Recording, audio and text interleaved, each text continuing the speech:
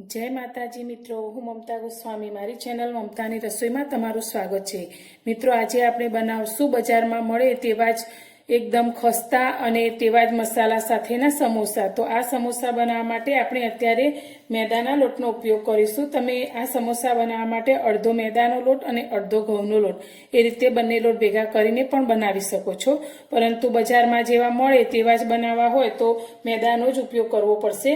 तो अत्यारे मैं वजनमां 350 ग्राम अने 2 वाटकीना माप प्रमाणे मैदो लई लीधो छे। तो हवे आ लोटने आपणे एक वासणमां लई लईशुं અને તેની ઉપર મેં આ રીતની એક ચાળણી લીધી છે। તો લોટને આપણે ચાળીને જ લઈશું। સમોસા આપણા બજાર જેવા એકદમ ખસ્તા બને તેના માટે આપણે મોણ લેવાનું છે। તો અત્યારે મેં અડધી વાટકી જેટલું તેલ લીધું છે, 4 ચમચા જેટલું તે આપણે આ લોટની અંદર લઈ લઈશું અને સારી રીતે મિક્સ કરી અને તેને આ રીતે મસળીશું, જેથી બધા જ લોટની અંદર આપણું તેલ સારી રીતે મિક્સ થઈ જાય। તો આ રીતે હાથથી મસળી અને તેલને લોટની અંદર મિક્સ કરવાનું છે। આ રીતે આપણે મિક્સ કરીશું તો જ આપણા સમોસા એકદમ સરસ ખસ્તા બનશે। તેલ અને લોટ આપણે સારી રીતે મિક્સ કરી લીધા છે। તો આ રીતે હાથમાં મુઠ્ઠી વાળીએ તો લોટ સારી રીતે બંધાઈ જાય છે। તો આટલું જ આપણે મોણ અંદર એડ કરવાનું છે। હવે લોટની અંદર આપણે થોડું થોડું કરીને પાણી લઈશું। તો અત્યારે મેં 1 ગ્લાસ જેટલું પાણી લીધું છે। તો આપણે પહેલા થોડું જ પાણી એડ કરીશું અને લોટને મિક્સ કરીશું। આપણે લોટ એકદમ કઠણ બાંધવાનો છે। લોટ આપણો થોડો પણ ઢીલો પડશે તો આપણા સમોસા એકદમ સરસ ખસ્તા નહીં બને, માટે આપણે પાણીને થોડું થોડું એડ કરતા જઈ અને કઠણ લોટ બાંધીશું।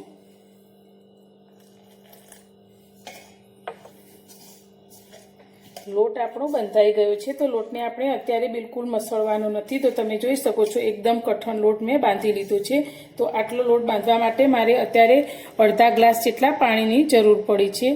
તો હવે આ લોટ આપણો ઉપરથી એકદમ ડ્રાય ના થઈ જાય તેના માટે મેં અત્યારે એક કોટનના કપડાને ભીનું કરી અને પાણી નીચોવી લઈ લીધું છે। તેને આપણે આ લોટની ઉપર ઢાંકીશું। તો આ રીતે ઢાંકી અને આપણે આ લોટને 30 મિનિટ જેટલો રેસ્ટ આપીશું। સમોસાના સ્ટફિંગના મસાલા માટે આપણે બટેકાને બાફવાના છે। તો તેના માટે મેં અત્યારે આ રીતે મોટું કુકર લઈ લીધું છે। કુકરની અંદર આપણે 2 ગ્લાસ જેટલું પાણી લઈશું। તો આપણે બટેકાને સીધા આ પાણીની અંદર નથી બાફવાના।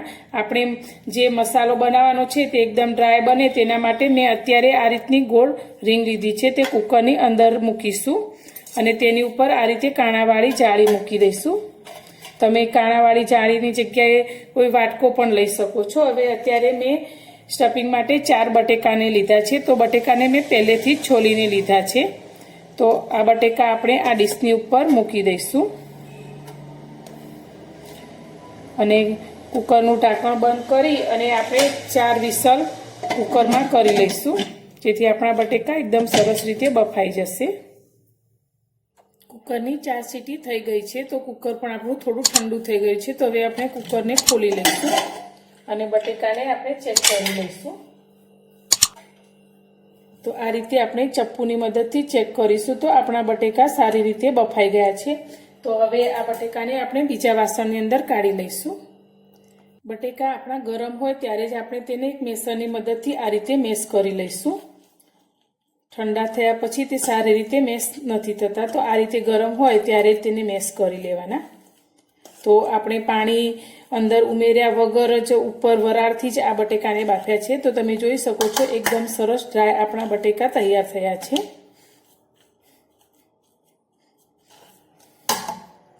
ગેસ પર આપણે એક કડાઈ લીધી છે। કડાઈની અંદર આપણે 2 ચમચી જેટલું તેલ લઈશું।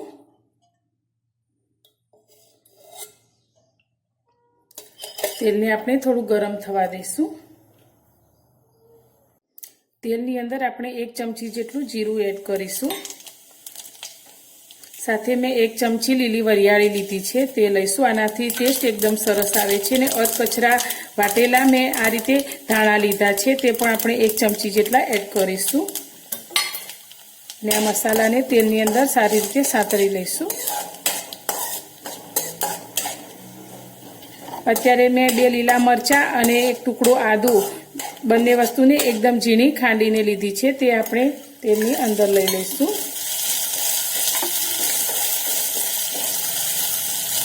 અંદર આપણે થોડી હિંગ એડ કરી દઈશું અને બધું જ આપણે સારી રીતે સાંતળીશું. આ રીતે મસાલાને તેલમાં સાંતળવાથી તેની સુગંધ અને ટેસ્ટ એકદમ સરસ આવે છે.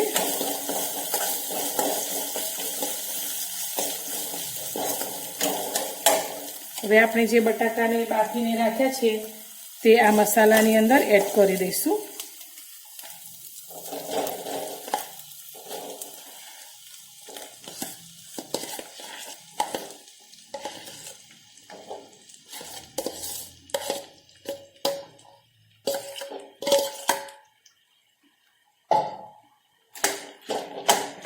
બધું જ સારી રીતે મિક્સ કરીશું. અત્યારે મેં લીલા વટાણાને બાફીને લીધા છે, તે પણ આપણે બટાકાની અંદર એડ કરીશું. વટાણા આપણે 1 વાટકી જેટલા લીધા છે. બટેકાની અંદર આપણે મસાલા એડ કરીશું. તો મસાલામાં આપણે સૌથી પહેલાં 1 નાની ચમચી જેટલું લાલ મરચું પાવડર એડ કરીશું. 1 ચમચી ધાણા જીરું પાવડર એડ કરીશું. અડધી ચમચીથી પણ થોડી ઓછી એવી હળદર એડ કરીશું અને સ્વાદ પ્રમાણે મીઠું એડ કરીશું. તો અત્યારે 1 ચમચી જેટલું લઈશું. સાથે 1 નાની ચમચી જેટલો ગરમ મસાલો લીધો છે અને 1 નાની ચમચી જેટલો આમચૂર પાવડર લીધો છે અને આપણે થોડી લીલી કોથમીર લીધી છે, તે અંદર એડ કરી દઈશું અને બધું સારી રીતે મિક્સ કરી લઈશું.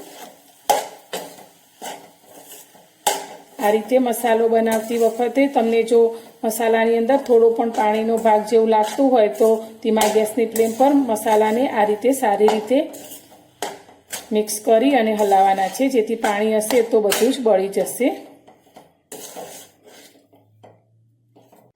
સમોસાના સ્ટફિંગ માટે આપણો આ ડ્રાય મસાલો તૈયાર છે. તો હવે આ મસાલાને આપણે 5 મિનિટ માટે ઠંડો થવા દઈશું. 41 મિનિટ જેટલો સમય થઈ ગયો છે. તો હવે આપણે બાંધેલા લોટને જોઈ લઈશું. તો આપણે આ લોટને 2 મિનિટ માટે સરસ મસળવાનો છે. તો આ રીતે મસળશું, જેથી આપણો લોટ એકદમ સરસ તૈયાર થશે અને આપણું સમોસાનું ઉપરનું પડ એકદમ ખસ્તા તૈયાર થશે. લોટને આપણે સારી રીતે મસળી લીધો છે. તો હવે આ લોટની અંદરથી આપણે 1 રોટલી જેટલો લુઓ લઈશું અને લુઆને આ રીતે સારી રીતે દબાવીને બનાવી લઈશું અને બાકીના લોટને આપણે ભીના કપડાથી ઢાંકી અને સાઈડમાં મૂકીશું અને રોટલી વણવાના પાટલા ઉપર લુઆને લઈ અને આપણે એક મોટી રોટલી વણવાની છે.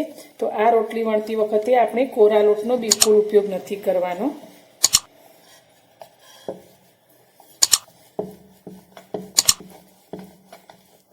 કોરો લોટ આપણે લઈશું રોટલીને વળવા માટે તો આપણું તળતી વખતે તેલ પણ ખરાબ થશે અને આપણા સમોસાનું પડ એકદમ સરસ ખસ્તા તૈયાર નહીં થાય. તો આપણે આ રીતે સીધા લોટને જ રોટલી વણવાની છે.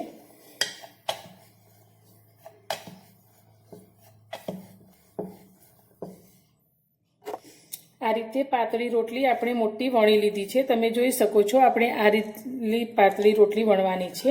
હવે આ રોટલીમાંથી આપણે 2 ભાગ કરીશું. તો ચપ્પુની મદદથી આ રીતે ભાગ કરી લઈશું અને એક ભાગમાંથી આપણે સમોસો તૈયાર કરીશું. તો બીજા ભાગને આપણે સાઈડમાં ઢાંકીને મૂકી દઈશું અને આ ભાગને આપણે આ રીતે વાળી લેવાનો છે. 2 આંગળીની નીચે આપણે આ રીતે વાળીને લઈશું અને બાજુમાં મેં 1 વાટકીમાં પાણી લીધું છે.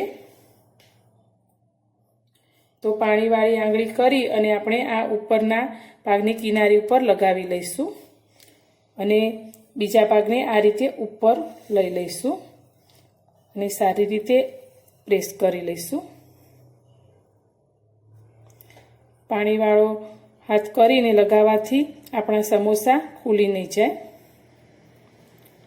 હવે આ રીતે ગોળ તૈયાર કરી લઈશું. બનાવેલા મસાલામાંથી આપણે 2 ચમચી જેટલું સ્ટફિંગ આપણે આ સમોસાની અંદર ભરીશું અને આ રીતે ચમચીથી પ્રેસ કરી અને આપણે તેને ભરવાનું છે, એટલે નીચે સુધી આપણું પૂરણ સારી રીતે ભરાઈ જશે। હવે આંગળીને થોડી પાણીવાળી કરી અને આ રીતે કિનારી પર લગાવી લઈશું અને બધી જ બાજુથી દબાવી અને સમોસાને કવર કરી લઈશું। તો આ રીતે આપણે પાટલા ઉપર મૂકી અને નીચેના ભાગથી પ્રેસ કરીશું તો આપણો સમોસો આ રીતે ઊભો રહી જાય તે રીતે આપણે તેને રાખવાનો છે। તો આ જ રીતે આપણે બધા સમોસાને બનાવીને તૈયાર કરવાના છે। સમોસાને બનાવીને આ રીતે આપણે પ્લેટમાં ઊભા ગોઠવતા જઈશું અને આ રીતે આપણે બીજા બધા સમોસાને તૈયાર કરી લઈશું। ગેસ પર આપણે કડાઈમાં તેલને ગરમ કરવા મૂકી દીધું છે, તો તેલ આપણું સારી રીતે ગરમ થઈ ગયું છે। તો ગેસની ફ્લેમ આપણે થોડી સ્લો કરી દઈશું અને બનાવેલા સમોસાને આપણે તેલની અંદર લઈશું।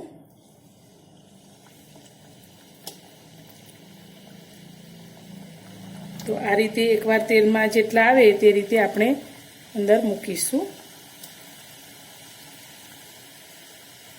અને આપણે સ્લો ગેસની ફ્લેમ પર આને 5 થી 7 મિનિટ માટે તળાવવા દેવાના છે। એકદમ ગોલ્ડન રંગના થાય ત્યાં સુધી આપણે તેને તળાવવા દઈશું। સ્લો ગેસની ફ્લેમ પર સમોસાને તળાતા લગભગ 5 થી 6 મિનિટ જેટલો સમય થઈ ગયો છે। તમે જોઈ શકો છો આપણા સમોસા એકદમ ગોલ્ડન કલરના થઈ ગયા છે, ઉપરથી તેનું પડ એકદમ ક્રિસ્પી તૈયાર થયું છે। તો હવે તેને તેલમાંથી આપણે કાઢી લઈશું। તો આ રીતે આપણે બીજા જારાની અંદર કાઢીશું એટલે વધારાનું બધું જ તેલ નીકળી જશે અને આ જ રીતે આપણે બનાવેલા બધા જ સમોસાને તળી લઈશું।